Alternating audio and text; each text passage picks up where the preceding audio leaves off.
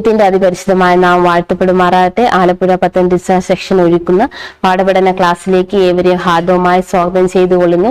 ഇത് നമ്മുടെ രണ്ടാമത്തെ ക്വാർട്ടറാണ്. ഈ ക്വാർട്ടറിൽ നമ്മൾ പഠിക്കാൻ പോകുന്നത് ദ ഗ്രേറ്റ് കോൺട്രവേഴ്സി അഥവാ വൻ വിവാദം എന്ന പുസ്തകത്തെ ആസ്പദമാക്കിയാണ്, എന്ന ടോപ്പിക്കിനെ ആസ്പദമാക്കിയാണ് ഈ ക്വാർട്ടറിലെ പാഠം മുഴുവൻ തയ്യാറാക്കപ്പെട്ടിട്ടുള്ളത്.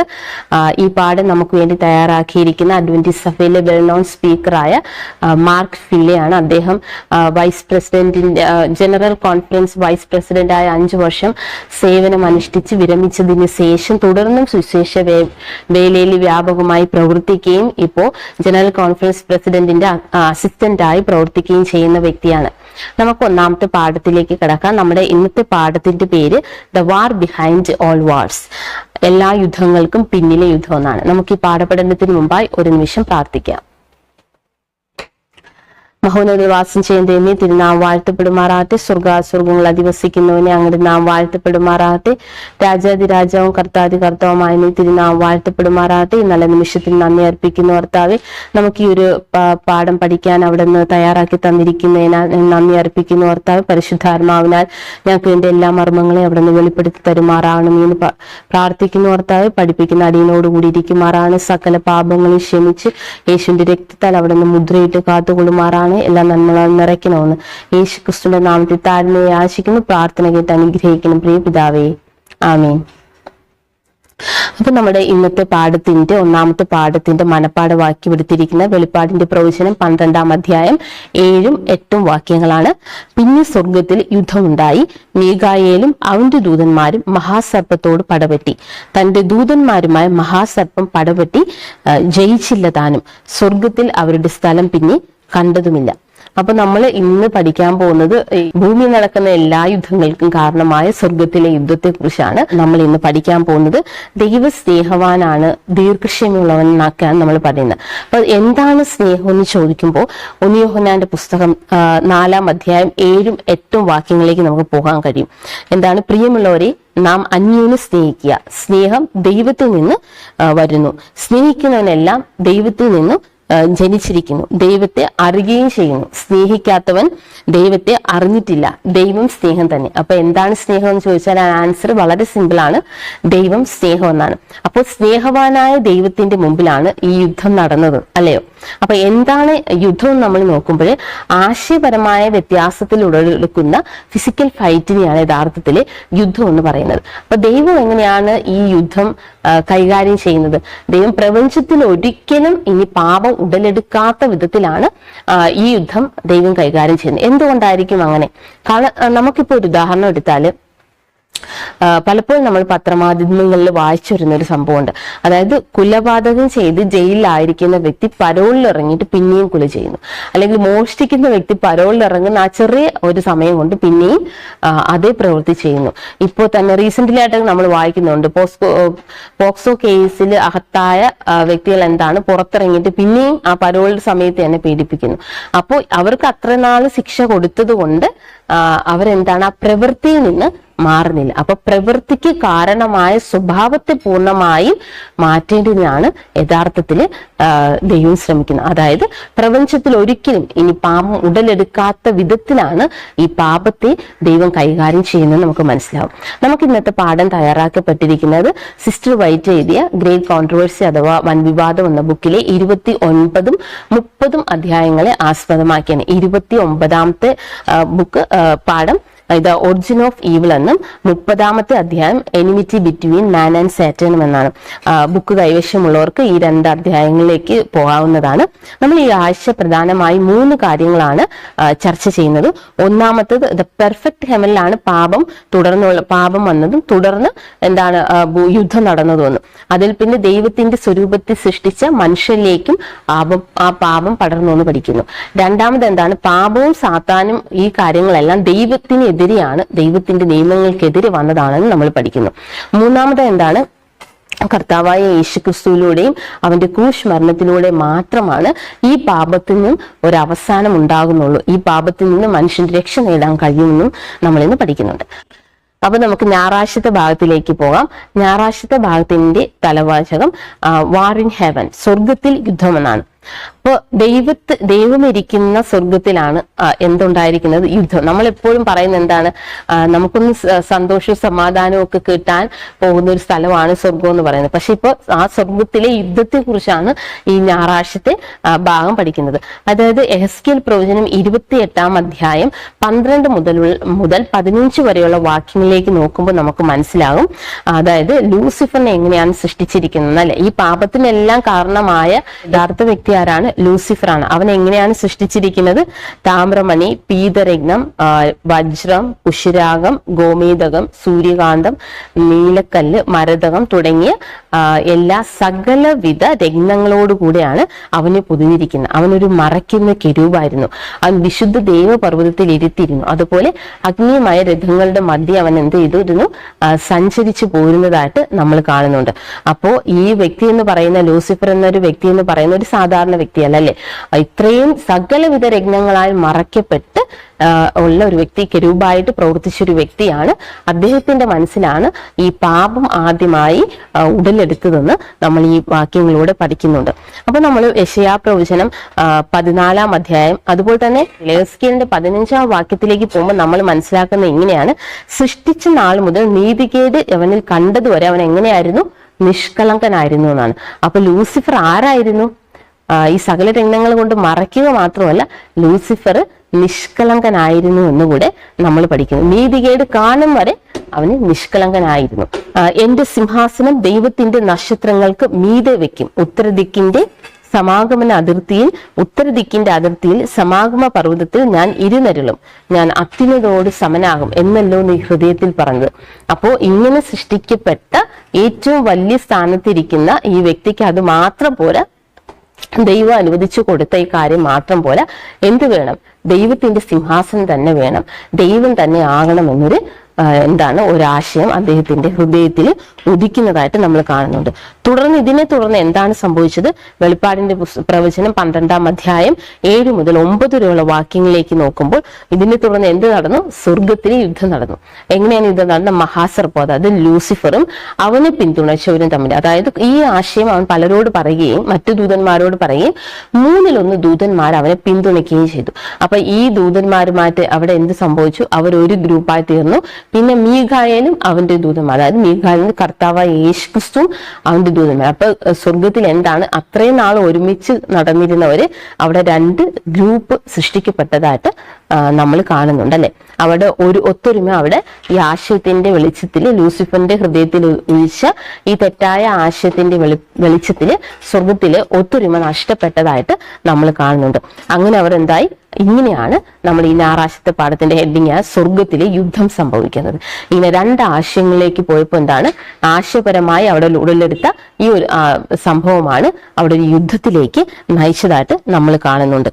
പക്ഷെ നമ്മൾ ഇതെല്ലാം പഠിച്ചു വരുമ്പോൾ നമുക്ക് മനസ്സിലാകാത്തൊരു കാര്യമാണ്, നീതിമാനായ ഒരു ദൈവം, സ്നേഹവാനായ ഒരു ദൈവം, അല്ലെങ്കിൽ മനുഷ്യന്റെ ഹൃദയ നിരൂപണങ്ങളെ കൂടെ തിരിച്ചറിയാവുന്ന ഒരു ദൈവത്തിന്റെ മുമ്പിൽ എങ്ങനെയാണ് ലൂസിഫറിന്റെ ഹൃദയത്തിൽ ഇങ്ങനെ ഒരു ആശയം കടന്നുകൂടി എന്നുള്ള ആ ഒരു മിസ്റ്ററി നമുക്ക് ശരിക്കും വെളിപ്പെടുത്തി തന്നിട്ടില്ല അല്ലെ? പക്ഷെ നമ്മൾ നോക്കുമ്പോൾ ഒരു കാര്യം ബൈബിൾ വ്യക്തമായി നമ്മളോട് പറയുന്നുണ്ട്. 1 യോഹന്നാൻ 3:4 വാക്യമാണ്. എന്താണത്? Sin is the transgression of the law. കൽപ്പനാ ലംഘനം പാപം എന്നൊരു വാക്യം ബൈബിളിൽ വ്യക്തമായി പറയുന്നു. അങ്ങനെയാകുമ്പോൾ സ്വർഗത്തിൽ നിയമം ഉണ്ടായിരുന്നു, അല്ലെങ്കിൽ സ്വർഗത്തിൽ കൽപ്പന ഉണ്ടായിരുന്ന ഒരു ക്വസ്റ്റ്യൻ വരും. ശരിക്കും തീർച്ചയായിട്ടും ദൈവത്തെ ആരാധിക്കാൻ മാത്രം ദൂതന്മാരെ സൃഷ്ടിച്ചിട്ട് എങ്ങനെയെങ്കിലും ആയിക്കോട്ടെ എന്ന് ദൈവം വിടുന്നില്ല. അവിടെയും തീർച്ചയായിട്ടും നിയമങ്ങൾ ഉണ്ടായിരുന്നു അല്ലെ? ഒരുപക്ഷെ അവിടെ ലിഖിത നിയമങ്ങൾ ഉണ്ടായിരിക്കാൻ ചാൻസ് ഇല്ലായിരിക്കും, കാരണം എല്ലാവരും അത് അനുസരിച്ചിരുന്നു. അപ്പോഴാണ് എന്ത് സംഭവിച്ചത്? ഏത് നിയമമായിരിക്കും ലൂസിഫർ അവിടെ ലംഘിച്ചത്? തീർച്ചയായിട്ടും മോഹിക്കരുത് എന്ന് പറയുന്ന ഒരു നിയമം ലംഘിച്ചു. അതായത് മോഹിക്കരുത് നിയമത്തിൽ എന്ത് ഉൾപ്പെടുന്നു? അതായത് ദൈവം അനുവദിച്ച് തന്നതിൽ കൂടുതൽ ഒന്നും നമ്മൾ മോഹിക്കാൻ പാടില്ല. അപ്പൊ ദൈവം അദ്ദേഹത്തിന് എന്തൊക്കെ അനുവദിച്ചു കൊടുത്തു? കെരൂബായിരിക്കാനും, വിശുദ്ധ ദേവപർവ്വതത്തിൽ ഇരിക്കാനും, അഗ്നിമയ രഥങ്ങളില് മധ്യ സഞ്ചരിക്കാനും, അതുപോലെ എല്ലാ സകലവിധ രത്നങ്ങളെ കൊണ്ട് പൊതിയുന്ന ഒരു വ്യക്തിയായി ഇത്രയും വലിയൊരു സ്ഥാനം നൽകിയപ്പോ പോരാഞ്ഞിട്ട് എന്താഗ്രഹിച്ചു?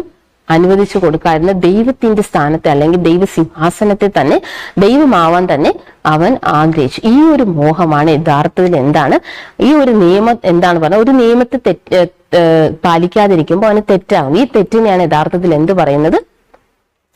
പാപമായി ചിത്രീകരിച്ചിരിക്കുന്നത്. അങ്ങനെയാണ് അവിടെ പാപം ജനിച്ചത് എന്ന് നമ്മൾ മനസ്സിലാക്കുന്നുണ്ട് അല്ലെ. ശരിക്കും നമുക്ക് അതിന്റെ മിസ്റ്ററി മനസ്സിലാവുന്നില്ലെങ്കിൽ ബൈബിൾ വളരെ വ്യക്തമായിട്ട് പറയുന്നുണ്ട്, കൽപ്പനാ ലംഘനം പാപം. അപ്പോ ദൈവത്തിന്റെ ഒരു നിയമം നമ്മൾ ഓർത്തു നോക്കി, ഈ നിയമമല്ല ലൂസിഫറിനെ തെറ്റിച്ചതെന്ന് ചിന്തിക്കുക. പകരം ലൂസിഫർ ഇത്രയും നാളെ ദൈവത്തെ ആരാധിച്ചു. അപ്പൊ എന്റെ ചില ആഗ്രഹങ്ങൾക്ക് വേണ്ടി ഞാനൊരു വേറൊരു ഇമേജിനെ ഉണ്ടാക്കി ആരാധിക്കാന്ന് കരുതി ലൂസിഫർ വേറൊരു വിഗ്രഹത്തെ ആരാധിച്ചിരുന്നെങ്കിലും അവിടെ എന്തായിരുന്നു? പാപം ഉടലെടുക്കുമായിരുന്നു. ലൂസിഫറിനെ അനുവദിച്ചു കൊടുക്കാത്ത വേറെ എന്തെങ്കിലും ഒരു കാര്യം ആരിൽ നിന്നെങ്കിലും മോഷ്ടിച്ചിരുന്നെങ്കിലും അത് തീർച്ചയായിട്ടും പാപമായി തീരുമായിരുന്നു. അപ്പൊ സ്വർഗത്തിലെ ഒരു നിയമം ലംഘിച്ചപ്പോൾ എന്താണ്? അവിടെ പാപമുണ്ടായി എന്നൊരു വെരി സിമ്പിൾ ആയിട്ട് നമുക്ക് തന്നിരിക്കുന്ന വാക്യങ്ങളിൽ നിന്ന് നമുക്ക് ഇങ്ങനെ മനസ്സിലാക്കാവുന്നതാണ്. ശരിക്കും എന്താണ്, നമ്മൾ 29 അധ്യായത്തിൽ, അതായത് വൻവിവാദം എന്ന പുസ്തകത്തിലെ 29 അധ്യായത്തിലേക്ക് പോകുമ്പോൾ ദൈവം അവനെയും അവനെ പിന്തുണച്ചവരെയും അവിടെ ഏറെക്കാലം അനുവദിച്ചു എന്നാണ്. അപ്പോ ഈ ഏറെക്കാലം അനുവദിക്കുകയും അവരോട് പലതവണയായിട്ട് ക്ഷമിക്കുകയും അവിടെയുള്ള നിയമങ്ങളെ കുറിച്ച് പറഞ്ഞ് മനസ്സിലാക്കാൻ ശ്രമിച്ചിട്ടും അവരെ കൃപയുടെ കാലഘട്ടം അടയുന്നത് വരെ അവർ മാനസാന്തരപ്പെടാൻ തയ്യാറായില്ല. അതായത് ഇതൊരു തെറ്റായ ആശയമാണ്, ഇത് നമ്മൾ പിന്തുടരാൻ പാടില്ല എന്നൊരു വശത്തേക്ക് അവർ വരാൻ തയ്യാറാകാത്ത പക്ഷെ എന്ത് ചെയ്തു? അവിടെ യുദ്ധം ഉടലെടുക്കുകയും ആ യുദ്ധത്തിൽ അവര് തോക്കുന്നതായിട്ട് നമ്മൾ തുടർന്ന് പഠിക്കുന്നുണ്ട്. നമുക്ക് തിങ്കളാഴ്ചത്തെ ഭാഗത്തിലേക്ക് പോകാം. തിങ്കളാഴ്ചത്തെ ഭാഗത്തിന്റെ തലവാചകം Lucifer deceives, Christ prevails. Lucifer വഞ്ചിക്കുന്നു, ക്രിസ്തു ജയിക്കുന്നു എന്നാണ്. അപ്പൊ നമ്മൾ ഈ ഗ്രേറ്റ് കോൺട്രവേഴ്സി എന്ന ബുക്കിലെ 29 അധ്യായത്തിന്റെ 8ാമത്തെ പാരഗ്രാഫിലേക്ക് പോകുമ്പോൾ ഇങ്ങനെ കാണുന്നു: he was beloved and reverenced by the heavenly host. അതായത് ലൂസിഫറിനെ കുറിച്ച് പറയുന്ന ഒരു ഭാഗമാണ്. ലൂസിഫറിനെ അവിടെ എല്ലാവരും സ്നേഹിക്കുകയും എല്ലാവരും ബഹുമാനിക്കുകയും ചെയ്തിരുന്നു എന്നാണ്. മറ്റെല്ലാ ദൂതന്മാരും ബഹുമാനിക്കുകയും ചെയ്തിരുന്നു. Angels delighted to execute his commands and he was clothed with wisdom and glory above them all. എല്ലാവരെ കാട്ടിയും ജ്ഞാനവും മഹത്വവും ഒക്കെ ആർക്കുണ്ടായിരുന്നു? ഈ ലൂസിഫർ എന്ന ഏഞ്ചലിനുണ്ടായിരുന്നു. അതുപോലെ തന്നെ ലൂസിഫർ പറയുന്ന കാര്യങ്ങൾ സന്തോഷത്തോടെ മറ്റു ദൂതന്മാരെല്ലാം അനുസരിക്കുകയും ചെയ്തിരുന്നു എന്നാണ്. In all the councils of God Christ was A participant. ഇതിന്റെ പ്രോബ്ലം എന്ന് വെച്ചാൽ അവിടെ ദൈവത്തിന്റെ കൗൺസിലുകളൊക്കെ നടക്കുമ്പോൾ യേശു ക്രിസ്തു അതിന്റെയൊക്കെ കൗൺസിലിന്റെ ഭാഗമായിരുന്നു. പക്ഷെ എന്താണ്? While Lucifer was not permitted to enter into the divine purposes. അവിടെയുള്ള ഈ പ്രത്യേക കൗൺസിലുകളൊന്നും തന്നെ ലൂസിഫറിനെ അനുവദിച്ചിരുന്നില്ല. അവൻ എന്തൊക്കെ അനുവദിച്ചിരുന്നു നമ്മൾ പഠിച്ചു കഴിഞ്ഞു അല്ലെ. അപ്പൊ ഈ ഡിവൈൻ പർപ്പസസിൽ മാത്രം ലൂസിഫറിന് പ്രവേശിക്കാൻ അനുവാദം ഇല്ലായിരുന്നു. അപ്പൊ എന്ത് ചെയ്തു? Why question this mighty angel. അപ്പൊ ഈ ലൂസിഫർ എന്താണ്, എന്തുകൊണ്ട് എന്നെ ഇത്രയും എല്ലാവരും ബഹുമാനിക്കുകയും ഇത്രയും ഒക്കെ രത്നങ്ങൾ കൊണ്ട് പൊതിഞ്ഞ് ഇത്രയും ബഹുമാന അർഹമായ അല്ലെങ്കിൽ എല്ലാവരും ബഹുമാനിക്കുന്ന എന്നെ എന്തുകൊണ്ട് ഈ അതായത് പിതാവും പുത്രനും പരിശുദ്ധാത്മാവും കൂടെ ചേരുന്ന ഈ കൗൺസിലിന്റെ ഭാഗമാക്കുന്നില്ല എന്നൊരു ക്വസ്റ്റ്യൻ ആരിലും ഉണ്ടായി? ഈ ലൂസിഫറിൽ ഉണ്ടായതായിട്ട് നമ്മൾ ഗ്രേറ്റ് കോൺട്രവേഴ്സി 29 അധ്യായത്തിലേക്ക് പോകുമ്പോൾ നമുക്ക് മനസ്സിലാവുന്നത്. ഈ മനസ്സിലുണ്ടായ ഈ ഒരു അസംതൃപ്തിയാണ് ശരിക്കും എന്ത് ചെയ്തത്? മറ്റുള്ള ദൂതന്മാരിലേക്ക് അവൻ പടർത്തുന്നതായി നമ്മൾ കാണുന്നുണ്ട്. അങ്ങനെയാണ് വെളിപ്പാട് 12 അധ്യായം 4 വാക്യത്തിലേക്ക് പോകുമ്പോഴത്തേക്ക് നമ്മൾ കാണുന്ന 3-1 ദൂതന്മാരുകൂടെ ഇതൊരു ഈ തെറ്റായ ആശയത്തെ, അതായത് ലൂസിഫറിനെ പിന്തുണച്ചിരുന്നു എന്നാണ്. കാരണം ലൂസിഫർ ഓൾറെഡി അവിടെ എല്ലാവരും ബഹുമാനിക്കുന്ന ഒരു വ്യക്തിയാണ് നമ്മൾ വായിച്ചു കഴിഞ്ഞു. അപ്പൊ ഇത്രയും എല്ലാവരും ബഹുമാനിക്കുകയും സ്നേഹിക്കുകയും ചെയ്യുന്ന ഈ വ്യക്തിയുടെ ആശയം എന്ത് ചെയ്തു? തെറ്റായിരുന്നു. പക്ഷെ അവർക്ക് അതിന്റെ പരിണിത ഫലങ്ങളെ കുറിച്ചൊന്നും യാതൊരു അറിവ് ഈ തെറ്റ് ചെയ്ത ലൂസിഫറിന് കൂടെ അറിയത്തില്ലായിരുന്നു എന്നതാണ് സത്യാവസ്ഥ. അങ്ങനെ അവർ എന്ത് ചെയ്തു? ഇവര് ഈ തെറ്റിലേക്ക് നയിക്കപ്പെട്ടു. ശരിക്കും ഇങ്ങനെ നടന്നപ്പോഴാണ് അവിടെ 2 പക്ഷത്തിലേക്ക് നമ്മൾ പറഞ്ഞതുപോലെ 2 പക്ഷമായി തീരുന്നതും. അങ്ങനെ ഇങ്ങനെ ഒരു സംഭവം നടന്നപ്പോൾ അവിടെ യുദ്ധത്തിന് മുമ്പായിട്ട് എല്ലാവരും ക്രിസ്തുവിന്റെ സൈഡിലോ അല്ലെങ്കിൽ ലൂസിഫറിന്റെ സൈഡിലോ ഏതെങ്കിലും ഒരു പക്ഷത്താണെന്ന് ബോധ്യപ്പെടുത്തേണ്ടിയിരുന്നു. എല്ലാവരും ഏതെങ്കിലും ഒരു പക്ഷം സ്വീകരിക്കേണ്ടിയിരുന്നു. ശരിക്കും വെച്ച് നോക്കുമ്പോൾ ഭൂമിയിൽ ക്ലോസിംഗ് സെറമണി വിറ്റ്നസ് ചെയ്യാൻ പോകുന്ന നമ്മൾ എല്ലാവരും എന്താണ്? ക്രിസ്തുവിന്റെ ഭാഗത്താണോ അല്ലെങ്കിൽ അതിനെതിരായുള്ള നിയമങ്ങളുടെ ഭാഗത്താണോ, അതായത് ലൂസിഫറിന്റെ അല്ലെങ്കിൽ സാത്താന്റെ ഭാഗത്താണോ എന്ന് നമ്മളും അവസാന സമയത്ത് എന്താണ് ഒരു സ്ട്രോങ് ആയിട്ടൊരു ഡിസിഷൻ എടുക്കേണ്ടിയിരിക്കുന്നു എന്ന് നമുക്ക് മനസ്സിലാക്കാവുന്നതാണ്. തിരഞ്ഞെടുപ്പിന്റെ സ്വാതന്ത്ര്യത്തോട് ഉണ്ടായിരുന്ന ലൂസിഫറും മറ്റു ദൂതന്മാരും കുറച്ചു പേര് എന്താണ് തെറ്റായി തിരഞ്ഞെടുത്തു. അതുപോലെ തിരഞ്ഞെടുപ്പിന്റെ സ്വാതന്ത്ര്യത്തോടുകൂടി സൃഷ്ടിച്ചിരിക്കുന്ന നമ്മളും എന്താണ് ശരിയാണോ തെറ്റാണോ, നമ്മൾ എന്താണ് എപ്പോഴും തിരഞ്ഞെടുക്കാനുള്ളത്. യോശുവയുടെ പുസ്തകം 24-ാം അധ്യായം 15-ാം വാക്യം പറയുന്നത് എന്താണ്, ഞാനും എന്റെ കുടുംബവും ഞങ്ങൾ യഹോവയെ സേവിക്കും. ഇങ്ങനെ ഒരു നല്ല ഡിസിഷൻ എടുത്തുകൊണ്ട് ക്രിസ്തുവിനോടൊപ്പം ചേരേണ്ടതിന് ദൈവം നമ്മെ ഓരോരുത്തരെയും സഹായിക്കുമാറാകട്ടെ. ഇനി നമുക്ക് ചൊവ്വാഴ്ചത്തെ ഭാഗത്തിലേക്ക് പോകാം. ചൊവ്വാഴ്ചത്തെ ഭാഗത്തിന്റെ തലവാചകം പ്ലാനറ്റ് എർത്ത് ബിക്കംസ് ഇൻവോൾവ്ഡ്, അതായത് ഭൂമി എന്ന ഗ്രഹം ഉൾപ്പെട്ടിരിക്കുന്നു എന്നാണ്. അപ്പൊ നമ്മളിപ്പോ ഓൾറെഡി സ്വർഗത്തിന്റെ കാര്യമൊക്കെ അവിടെ നടന്ന പ്രശ്നങ്ങളുടെ അടിസ്ഥാനം എന്താണെന്നും എന്താണ് പ്രശ്നമെന്നും യുദ്ധം ഉണ്ടായതിനെ കുറിച്ചൊക്കെ പഠിച്ചു. അടുത്ത് ഭൂമി എന്ന ഗ്രഹം ഉൾപ്പെട്ടിരിക്കുന്നു, അതാണ് നമ്മുടെ പ്രശ്നം. അതായത് നമുക്കറിയാം സ്വർഗത്തിന്റെ പാപത്തെയും പരിണിത ബലത്തെയൊക്കെ കുറിച്ച് നമ്മളിപ്പോ വ്യക്തമായിട്ട് മനസ്സിലായി കഴിഞ്ഞു. ഇവിടെ സാത്താനെ തള്ളിക്കളഞ്ഞത് എവിടെയാണ്? ഭൂമിയിലാണ്. നമ്മൾ ഉൽപ്പത്തിയുടെ പുസ്തകം 1-ാം അധ്യായം 31-ാം വാക്യത്തിലേക്ക് നോക്കുമ്പോൾ എല്ലാത്തിനെയും സൃഷ്ടിച്ചതിന് ശേഷം ഈ ഭൂമി എന്ന ഗൃഹത്തിലാണ് ദൈവം സൃഷ്ടിപ്പൊക്കെ നടത്തിയത്. എല്ലാത്തിനെയും സൃഷ്ടിച്ചതിന് ശേഷം ദൈവം എന്ത് പറഞ്ഞു? നല്ലതെന്ന് കണ്ടു. ദൈവം എല്ലാം നല്ലതും എല്ലാം നല്ല പെർഫെക്റ്റ് ആയിട്ടാണ് ഈ പാപം ചെയ്ത് സാത്താനെ തള്ളിക്കളഞ്ഞ ഭൂമിയിൽ സൃഷ്ടിച്ചിരിക്കുന്നു. ഇതാണ് യഥാർത്ഥത്തിൽ നമ്മുടെ പ്രശ്നമെന്ന് നമുക്ക് മനസ്സിലാക്കും, അല്ലെ? അതായത് എന്താണ് സംഭവിച്ചത്? ഇവിടെ നമ്മളെ സൃഷ്ടിച്ചത് എങ്ങനെയാണ്? തിരഞ്ഞെടുപ്പിന്റെ സ്വാതന്ത്ര്യത്തോടു കൂടിയാണ്. എന്തുകൊണ്ടായിരിക്കും ഞാൻ ആദ്യത്തെ ഇൻട്രൊഡക്ഷനിൽ ഒരു സെന്റൻസ് പറഞ്ഞിരുന്നു, അല്ലെ? പ്രപഞ്ചത്തിൽ ഒരിക്കലും പാപം ഉടലെടുക്കാത്ത വിധത്തിലാണ് ദൈവം ഈ പാപത്തെ കൈകാര്യം ചെയ്യാൻ ശ്രമിക്കുന്നതെന്ന് ഞാൻ പറഞ്ഞിരുന്നു. ശരിക്കും ഇതാണ് നടക്കുന്നത്. അതായത് അവിടെ തെറ്റ് ചെയ്ത സാത്താനും ദൂതന്മാർക്കും അതിന്റെ പരിണിത ബലത്തെക്കുറിച്ച് യാതൊരു അറിവും ഉണ്ടായിരുന്നില്ല. പക്ഷേ ഇവിടെയാണെങ്കിൽ നമ്മൾ പാപത്തിൽ ജനിക്കുന്നു, പാപത്തിൽ ജീവിക്കുന്നു, പാപത്തിന്റെ പരിണിത ഫലവും ദുഃഖവും കഷ്ടതയും മരണവും പ്രയാസവും ഒക്കെ വളരെ നന്നായിട്ട് അറിയാന്നുള്ള മനുഷ്യൻ എന്ത് ചെയ്തു?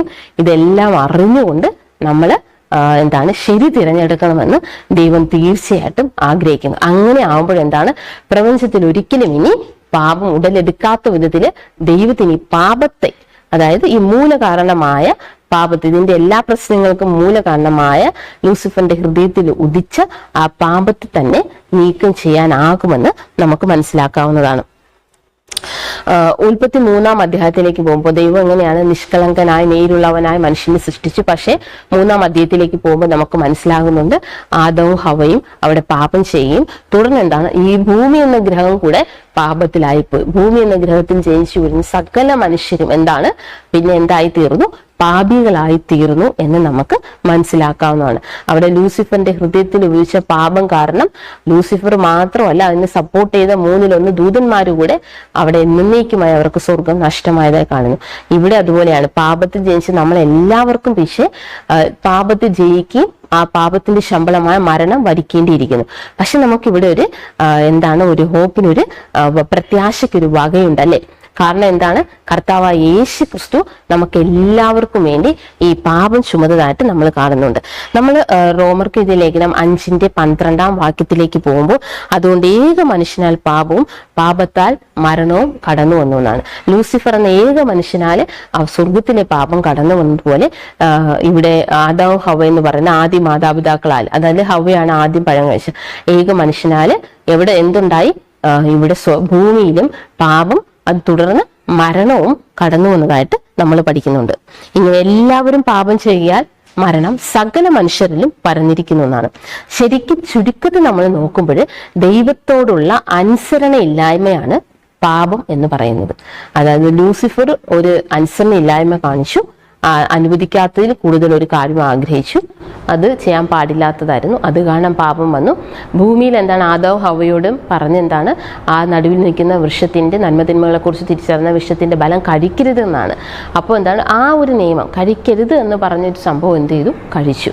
അപ്പോൾ ആ ഒരു നിയമം തെറ്റിച്ചു. അത് വളരെ ചെറുതായിട്ട് പറയുമ്പോൾ തോന്നിയാലും പക്ഷെ അതിന്റെ പരിണിത ഫലം എന്ന് പറയുന്നത് എന്താണ്? ഏറ്റവും വലുതാണ്. ഇത്രയും ജനത എന്താണ് പാപത്തിലേക്ക് വീണു പോയതായിട്ട് കാണുന്നുണ്ട് അല്ലേ. ഇവിടെ യോഹന്നാൻ 1:29 വാക്യത്തിലേക്ക് പോകുമ്പോൾ ഇതാ ലോകത്തിൻ്റെ പാപം ചുമക്കുന്ന ദൈവത്തിൻ്റെ കുഞ്ഞാണ്. അപ്പോൾ ഈ സകല പാപവും നമുക്ക് വേണ്ടി ആര് ചുമന്നതായിട്ട് പഠിക്കുന്നു? കർത്താവായ യേശു ക്രിസ്തു നമുക്ക് വേണ്ടി ചുമക്കുകയും അങ്ങനെ നമുക്കൊരു രക്ഷ സാധ്യമായതിനെയും കുറിച്ച് നമ്മൾ ബുധനാഴ്ചത്തെ പാഠത്തിൽ പഠിക്കുന്നു. അപ്പോൾ ബുധനാഴ്ചത്തെ പാഠത്തിൻ്റെ തലവാചകം എന്ന് പറയുന്നത് ലവ് ഫൈൻഡ്സ് എ വേ, അതായത് സ്നേഹം ഒരു വഴി കണ്ടെത്തുന്നു. ആരിലൂടെയാണ് സ്നേഹം വഴി കണ്ടെത്തിയത്?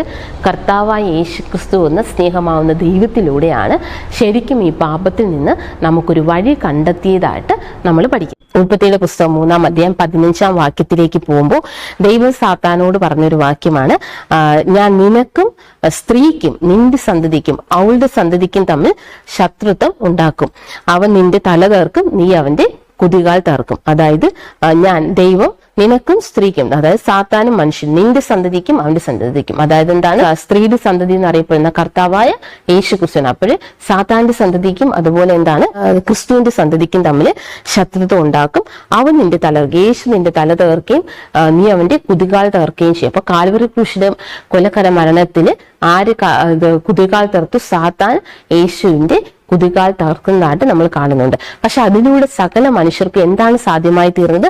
സകല മനുഷ്യർക്കും രക്ഷ സാധ്യമായി തീർന്നതായിട്ട് നമ്മൾ കാണുന്നുണ്ട് അല്ലെ. അങ്ങനെ എന്താണ് ദൈവം എന്താണ് നമുക്ക് എല്ലാവർക്കും വേണ്ടി പാപമായി തീരുകയും കാൽവറിയിൽ മരിക്കുകയും അങ്ങനെ സാത്താൻ തുടങ്ങി വെച്ച ആ പാപത്തിൽ നിന്ന് സകല മനുഷ്യർക്കും രക്ഷ നേടിക്കൊടുക്കുകയും ചെയ്തതായിട്ട് നമ്മൾ കാണുന്നുണ്ട്. ഇവിടെ എബ്രായർക്ക് എഴുതിയ ലേഖനം 2-9 വാക്യത്തിലേക്ക് പോകുമ്പോൾ നമുക്ക് മനസ്സിലാവും യേശു എങ്ങനെയായി ഭൂമിയിൽ വന്നിട്ട് ദൂതന്മാരെക്കാട്ടി യേശു താഴ്ന്നവനായി. ആർക്ക് വേണ്ടി? നമുക്ക് വേണ്ടി. ഗലാത്യർക്ക് എഴുതിയ ലേഖനം 3:13 വാക്യത്തിലേക്ക് പോകുമ്പോൾ നമുക്ക് മനസ്സിലാവുന്നുണ്ട് യേശു എന്തായി തീർന്നു? ശാപമാകേണ്ടി വന്നു. ആർക്ക് വേണ്ടി? നമുക്ക് വേണ്ടി. അതുപോലെ 2 കൊരിന്ത്യർക്ക് എഴുതിയ ലേഖനം 5:21 വാക്യത്തിലേക്ക് പോകുമ്പോൾ പാപം അറിയാത്തവൻ എന്തായി തീർന്നു? പാപിയായി തീർന്നു. ആർക്ക് വേണ്ടി? സകല മനുഷ്യർക്ക് വേണ്ടി, നമ്മുടെ പാപത്തിൽ നിന്ന് നമ്മെ രക്ഷിക്കുന്നതിന് വേണ്ടി അവൻ ഇതെല്ലാം ആയിത്തീർന്നു. അത് എന്ത് റിസ്ക് മനുഷ്യവർഗത്തെ രക്ഷിക്കാനായിട്ട് ആര് സ്വീകരിക്കാൻ തയ്യാറായി? കർത്താവായ യേശു ക്രിസ്തു സ്വീകരിക്കാൻ തയ്യാറായെന്ന് ഈ ഭാഗങ്ങളിൽ നിന്ന് നമുക്ക് വ്യക്തമായി മനസ്സിലാകുന്നുണ്ട്.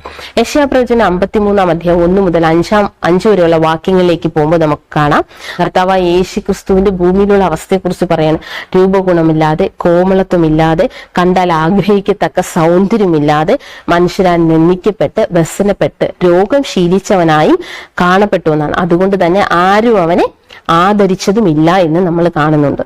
അതുകൊണ്ട് തന്നെ അന്നത്തെ സമൂഹത്തിന് എന്താണ്? അന്നത്തെ പ്രൗഢ സമൂഹത്തിന് എന്താണ്?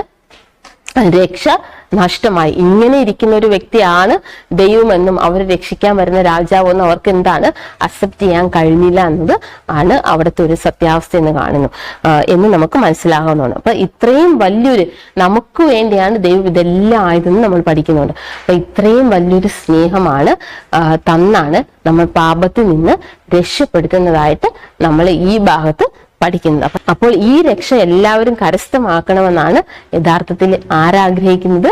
ദൈവം ആഗ്രഹിക്കുന്നത്. നമുക്ക് വ്യാഴാഴ്ചത്തെ ഭാഗത്തിലേക്ക് പോകാം. വ്യാഴാഴ്ചത്തെ ഭാഗം അവർ ഹൈ പ്രീസ്റ്റ്, നമ്മുടെ മഹാപുരോഹിതൻ എന്നാണ്.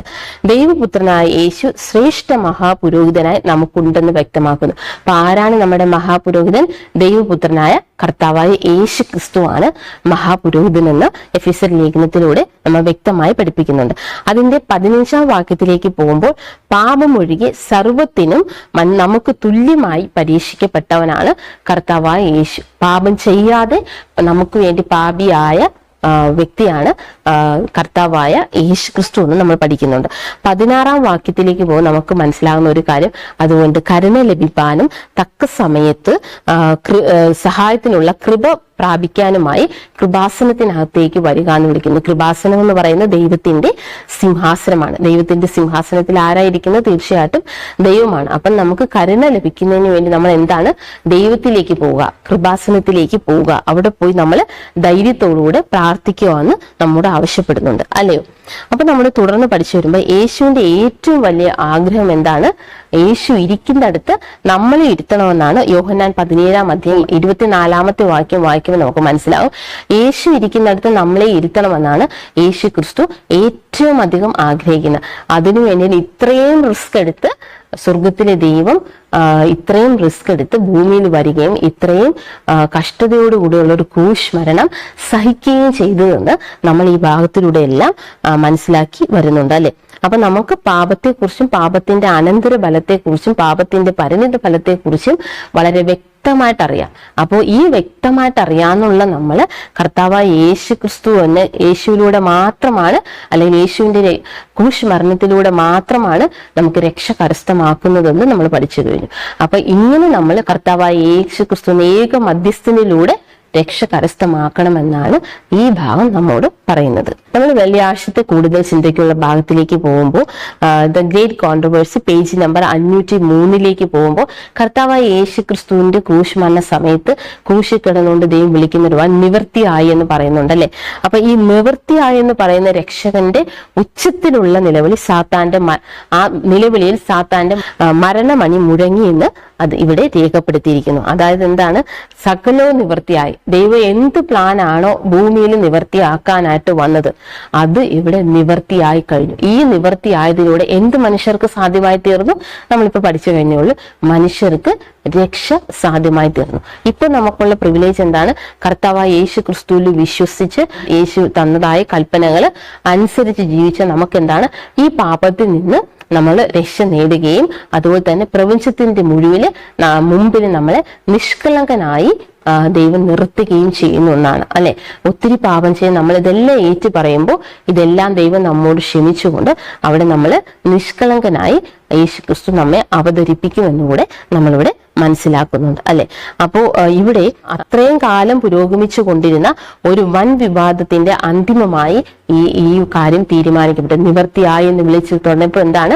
അത്രയും കാലം എന്താണ് ഈ സാത്താൻ ഈ ആശയത്തെ, അവൻ ദൈവമാകാനുള്ളതിന്റെ ആഗ്രഹം കാണാൻ തുടങ്ങിയ ആശയത്തെ മനുഷ്യവർഗത്തിലേക്കും ദൈവത്തിനെതിരായി കൊണ്ടുവന്നിരുന്നു അല്ലെ. അപ്പൊ ഇതിന്റെ അന്തിമ വിധി ഇവിടെ തീരുമാനിക്കപ്പെട്ടു എന്നാണ്. ദൈവപുത്രൻ കല്ലറയുടെ കവാടങ്ങളോടെ കടന്നുപോയി. മരണത്തിന്റെ അധികാരിയായ പിശാചിനെ യേശു ക്രിസ്തുവിന്റെ മരണത്താൽ ദൈവം നീക്കിയതായിട്ട് നമ്മൾ കാണുന്നുണ്ട് അല്ലെ. ഈ ലോകത്തിലെ സകല മനുഷ്യരും ഈ വൻ വിവാദത്തിന്റെ ഭാഗമാണ്. നമ്മൾ അറിഞ്ഞോ അറിയാതെയോ നമുക്ക് ഇതിന് ഭാഗമാകാൻ താല്പര്യമില്ലെങ്കിലും ആണെങ്കിലും നമ്മൾ ഈ വൻ വിവാദത്തിന്റെ ഭാഗമാണ്. ഇതിനൊരു മതമോ മതവിഭാഗമോ ചർച്ചോ രാഷ്ട്രമോ ഇല്ല. മനുഷ്യരായി പിറന്ന എല്ലാവരും ഈ ഒരു ഗ്രേറ്റ് കോൺട്രവേഴ്സിയുടെ ഭാഗമാണ്. ഒന്നിൽ നമ്മൾ സാത്താനെ അനുകൂലിക്കുക, അല്ലെങ്കിൽ നമ്മൾ ആരെ അനുകൂലിക്കുക? കർത്താവായ യേശു ക്രിസ്തുവിനെ അനുകൂലിക്കുക. അപ്പോ അന്തിമ കാലത്ത് നമ്മൾ ഇങ്ങനെ തീരുമാനമെടുത്ത് മുന്നോട്ട് പോകേണ്ടതായിട്ട് വരും. അപ്പൊ നമ്മൾ എങ്ങനെ ഒരു തീരുമാനമായിരിക്കും എടുക്കുന്നത്? നമ്മളോട് പറഞ്ഞതിന് യോശുവയുടെ പുസ്തകം 24-ാം അധ്യായം 15-ാം വാക്യത്തിൽ യോശുവ പറഞ്ഞ പോലെ ഞാനും എന്റെ കുടുംബമോ ഞങ്ങൾ യഹോവയെ സേവിക്കും എന്നൊരു തീരുമാനം എടുത്തുകൊണ്ട് കർത്താവായ യേശു ക്രിസ്തുവിന്റെ ശരിയായ പക്ഷത്ത് നിന്നാൽ എന്ത് സംഭവിക്കും? നമുക്ക് രക്ഷ ഓൾറെഡി ക്രൂശ് മരണത്തിലൂടെ സാധ്യമാക്കി തന്നതുകൊണ്ട് നമുക്കും ദൈവം ഇരിക്കുന്നിടത്ത് അവന്റെ വലതു ഭാഗത്ത് ഇരിക്കുന്നതിന് രക്ഷ കരസ്ഥമാക്കാനായിട്ട് കഴിയും. ഇതിനായി നമ്മെ എല്ലാവരെയും ദൈവം സഹായിക്കുമാറാകട്ടെ. മഹോന്നൽ വാസം ചെയ്ത ദൈവമേ, തിരുനാമം വാഴ്ത്തപ്പെടുമാറാകട്ടെ. ഈ ഒരു നല്ല നിമിഷം നമുക്ക് പഠിക്കാൻ അനുവദിച്ച് തന്നിരുന്നതിന് നന്ദി അർപ്പിക്കുന്നു കർത്താവേ. ഒരു വലിയ ഒരു സബ്ജക്റ്റിനെ കുറിച്ചാണ് നമ്മൾ ഇന്ന് പഠിച്ചതെന്ന് അറിയുന്നു കർത്താവേ. തീർച്ചയായിട്ടും ഭൂമിയിൽ എങ്ങനെയാണ്, സ്വർഗത്തിൽ എങ്ങനെയാണ് യുദ്ധമുണ്ടായത്, ഭൂമിയിൽ എങ്ങനെയാണ് സകല മനുഷ്യരും പാപവും പാപത്തിന്റെ പരിണിത ഫലത്തിൽ എത്തിച്ചേർന്നതിനെ കുറിച്ചൊക്കെ ഞങ്ങൾ വ്യക്തമായി മനസ്സിലാക്കി കഴിഞ്ഞു കർത്താവ്. ഇതെല്ലാം മനസ്സിൽ വെച്ചുകൊണ്ട് ഇതൊന്നും മറന്നു പോകാതെ നമ്മൾ ചെയ്യുന്ന ഓരോ തീരുമാനങ്ങൾ, നമ്മുടെ ജീവിതത്തിൽ എടുക്കുന്ന ഓരോ പ്രധാന തീരുമാനങ്ങളും ദൈവത്തിന് അനുകൂലമായി എടുത്തുകൊണ്ട് ദൈവഭാഗത്ത് നിൽക്കേണ്ടതിന് പരിശുദ്ധാത്മാവിനാൽ ഞങ്ങൾ ഓരോരുത്തരെയും അവിടെ നിന്ന് ഒരുക്കുമാറാണമേ. ഞങ്ങൾ അറിഞ്ഞും അറിയാതെയും ദൈവസന്നിധിയിൽ ചെയ്യുമ്പോൾ തെറ്റുകളെല്ലാം ഞങ്ങളോട് അവിടെ ക്ഷമിക്കുമാറാണമേ എന്ന് പ്രാർത്ഥിക്കുന്നു. നിരന്തരമായി ഞങ്ങളൊരു സ്വഭാവ രൂപീകരണം വരുത്തേണ്ടതിന് പരിശുദ്ധാത്മാവിനാൽ നമ്മൾ ഓരോരുത്തരെയും അവിടെ നിന്ന് നിയന്ത്രിക്കുമാറാണമേ. പലപ്പോഴും നമ്മൾ ഹൃദയം ആഗ്രഹിക്കുന്നെങ്കിലും തന്നെയും ദൈവത്തോടൊപ്പം ഇരിക്കാൻ പറ്റാത്ത അവസ്ഥയും പല പരീക്ഷണങ്ങളിൽ വീണു പോകുന്ന അവസ്ഥയും നമ്മുടെ ജീവിതത്തിൽ ഉണ്ടാകുന്നുവല്ലോ. പരിശുദ്ധാത്മാവിനാൽ ഞങ്ങൾ എല്ലാവരും നിയന്ത്രിക്കുമാറായി അത്തരം സാധ്യതയിൽ നിന്ന് നമ്മൾ അവിടെ നിന്ന് രക്ഷപ്പെടുത്തുകയും ചെയ്യുമാറാണമേ എന്ന് പ്രാർത്ഥിക്കുന്നു കർത്താവേ. ദൈവം ഈ പാഠം കേൾക്കുന്ന ഓരോ വ്യക്തിയെയും, ഈ പാഠം പഠിക്കുന്ന ഓരോ വ്യക്തികളെയും ദൈവസന്നിധിയിൽ താഴ്മയായി അവിടെ നിന്ന് സമർപ്പിക്കുന്നു കർത്താവ്. എല്ലാവരുടെ കൂടി അവിടെ നിന്ന് ഇരിക്കുമാറാകണമേ. അങ്ങനെ ഒരു മാനസാന്തരത്തിന്റെ അനുഭവം എല്ലാവരോടും തരുമാറാകണമെന്ന് യേശു ക്രിസ്തുവിന്റെ നാമത്തിൽ താഴ്മ യാചിക്കുന്നു. പ്രാർത്ഥനയായിട്ട് അനുഗ്രഹിക്കണം പ്രിയ പിതാവേ. ആമേൻ.